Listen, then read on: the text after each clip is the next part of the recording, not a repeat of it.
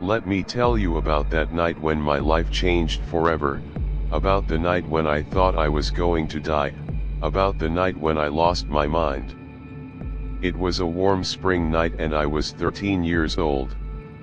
My parents went on vacation for the weekend, leaving me at home alone. I invited two of my best friends, David and Arnold, to join me. We sat in my bedroom and listened to music. Arnold reached out and turned down the volume. "Hey, why don't we tell some scary stories?" he said. "I'm in the mood for a little scare." "Sounds good," David agreed. "Who will go first?" I have one," I volunteered. "But, I don't know if I should tell it." "Come on," David said. "Let's listen." "Okay," I said. "It's a pretty awful story that I once heard. All this happened many years ago.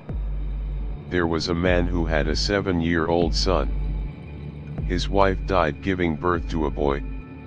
They lived far outside the city, and there were no neighbors for miles around.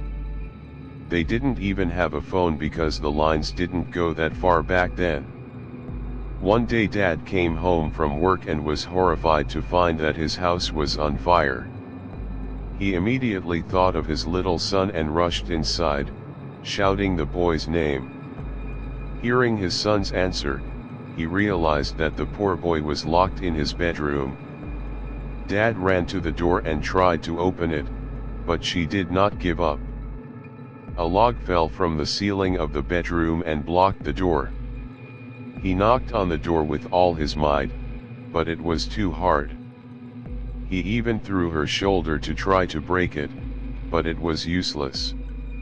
All this time he heard the cry of his son. The boy was in a panic, shouted and called for help. The man kept trying to kick the door down, but no matter what he did, she held on tight. He howled in despair. He thought only of the door and the son shouting from the other side. His son was burned in the house. Dad died too. He never managed to open the door, and he remained there until the very end, desperately trying to break it, until he succumbed to smoke and fire. Arnold looked at me with disgust and said, "It's not scary." "I have to admit, this is pretty weak," agreed David. "It's more sad than scary." It was then that I decided to tell them the last part of the story.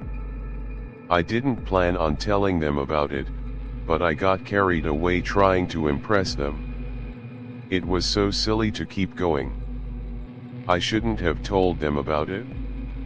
"Wait, you don't know the rest," I said. Since then, the ghost of the dad is still trying to open the door and save his son. And if you call him and tell him that everything is on fire and ask him to come and help you, his ghost will appear at your door and take you. David looked at me thoughtfully. "Have you ever tried?" he asked. "No," I replied. "I would be too scared to check it out." Arnold's eyes flashed with excitement. "Hey, we need to do it now," he said. I tensed. I had no desire to summon a ghost, and I already regretted what I said about this legend. David smiled. "Aha! Why not?" he said. I was going to tell them I didn't want to do this, but they didn't give me a chance. Arnold feigned a tremor in his voice, imitating a little boy, and shouted, "Daddy! Dad! Help me! Flames are all around me. I'm scared." Then he burst out laughing.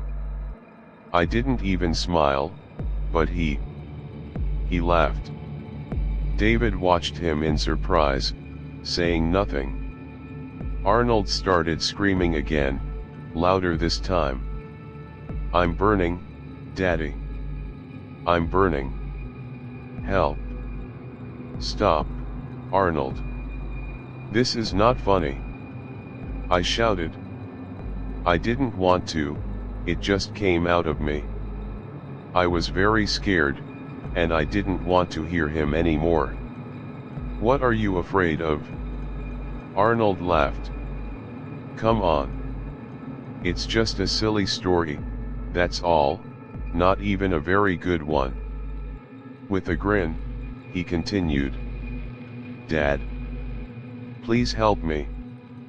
Fire burns me alive. Suddenly there was a loud knock on my bedroom door. Arnold froze in mid-sentence. We all froze. There was an eerie silence. We all looked at each other. None of us made a sound. Boom, boom, boom. We almost jumped out of our skin. Boom. Boom. Boom. What is this noise? Arnold exclaimed. If this is a joke, it's not funny at all, David said. His face was white as a sheet. The knock on the door continued. Then we heard a man scream. These terrible screams will forever remain in my memory. I can still hear them. It was like the cry of a dying animal. It was inhuman and endlessly sad. The knock on the door and this terrible scream continued incessantly. I was terrified and tried to hide behind the closet. Arnold grabbed a chair and prepared to hit anyone who entered the room. David pressed against the wall, tears streaming down his face. Not, he exclaimed. What it is? I'm scared. And then the screams outside the door became even stronger and more frightening. The knock on the door grew louder. It seemed to me that she was about to fly off the hinges. Then panic seemed to overpower David. I can't take it anymore, he moaned. I have to get out of here. With these words, he ran to the window and flung it open. Not. I exclaimed. Do not. But before I could finish my sentence, he jumped out the window. I heard him fall. For a brief moment, everything was quiet. Then I heard him cry out in pain. I ran to the window and looked out. David lay on the concrete below, screaming in pain. The screams coming from outside the door grew louder and crazier. The rumble intensified. I was going crazy. It was all a nightmare, and David's screams only added to the horror of the situation. Moreover, Arnold and I were too scared to leave the room and help him. Then I smelled some kind of smell. I didn't notice it at first, but now the air in the room was filled with a terrible stench. It was stuffy. The smell of burning flesh. It was unbearable. I turned away from the window and saw Arnold standing motionless in the middle of the room. His eyes were wide and he stared at the door as if in a trance. Then he bent down and vomited onto the carpet. The thunder, screams, the stench of burning flesh and the sight of Arnold erupting, all of this was too much for me. I started to feel sick too. I leaned back against the wall, and David continued to howl outside, and the furious knock on the door continued. And then I got an idea. Maybe David's screams outside drew the man outside the door. I closed the window. We sat on the floor with our hands over our ears and trembled with horror as the terrible bangs on the door continued, and the terrible screams pierced our eardrums, and the burning stench mingled with the smell of our vomit. Gradually the screams died down, the smell disappeared, and the knock on the door became fainter and fainter, until finally everything was quiet. All we could hear were David's muffled cries of pain coming through the closed window. Arnold looked at me and quietly asked, "Maybe we should call the police, or the firemen, or, I don't know, an ambulance to help David. Where is your phone?" he asked. "Down below." "Do you think he disappeared?" "Well, it's quiet there," I answered hesitantly. "Exactly," he said. "We'll have to go down." "Well, I'll go, anyway, he's gone, right?" "I think so," I said. Arnold got up slowly and hesitantly headed for the door.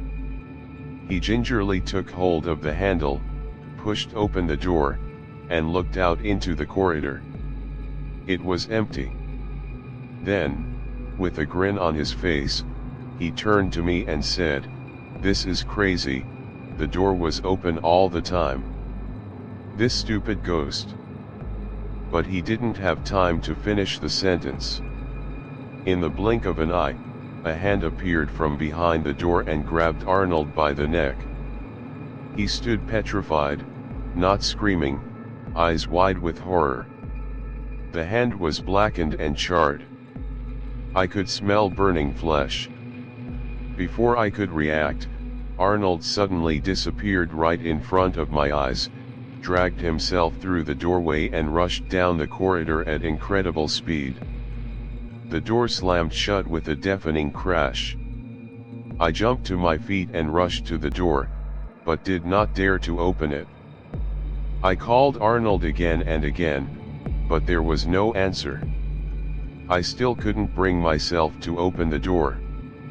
I was afraid the charred man was still there. After that night, Arnold was never seen again. My parents took me to a psychiatrist. I have never told anything to her or to anyone else. Even to my parents. They wouldn't believe me anyway. David did the same. He spent a month in the hospital. He broke his back in the fall. Even today, I am still afraid to open doors. I'm terrified of what I can find on the other side. Subscribe to the channel not to miss new stories.